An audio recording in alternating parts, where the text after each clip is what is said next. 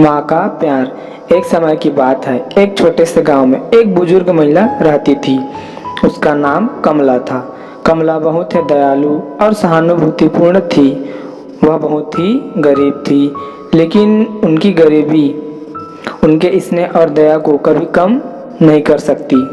कमला का एक ही बेटा था, जिसका नाम राजू था। राजू किसी नगर में नौकरी करता था और अपनी माँ से बहुत प्यार करता था। राजू हर महीने अपनी माँ के पास आता था, उसे पैसे देता था और फिर वापस शहर चला जाता था। लेकिन एक महीने राजू नहीं आया, फिर दूसरे महीने भी नहीं आया। कमला को बहुत चिंता हुई। उसने सोचा कि उसके पास पैसे तो हैं, लेकिन उसके बेटे का ख्याल उसे चैन नहीं आने दे रहा था। वह रोज बेटे का इंतजार करती, लेकिन राजू नहीं आया। अंततः कमला ने फैसला किया कि वह शहर जाएगी और अपने बेटे का पता लगाएगी। कमला ने अपने सारे पैसे जमा किए और शहर के लिए निकल पड़ी। शहर में पहुंचकर उसने अपने बेटे को ढूंढना शुरू किया।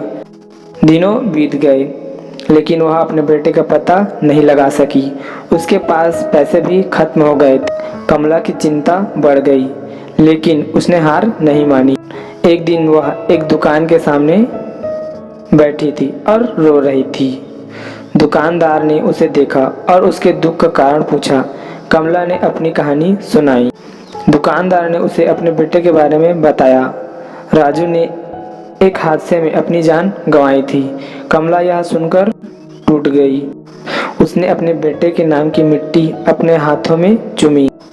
उसकी आंखों में आंसू थे, लेकिन उसके मन में एक आशा थी। उसने अपने बेटे को खोने के दुख को स्वीकार किया और अपने गांव लौटने का फैसला किया। सीख। कमला की कहानी हमें यह सिखाती है कि जीवन में कठिनाइयाँ आएगी, लेकिन हमें कभी हार नहीं माननी चाहिए। उसकी कहानी हमें दया, सहानुभूति और प्यार की शक्ति के बारे में भी याद दिलाती है।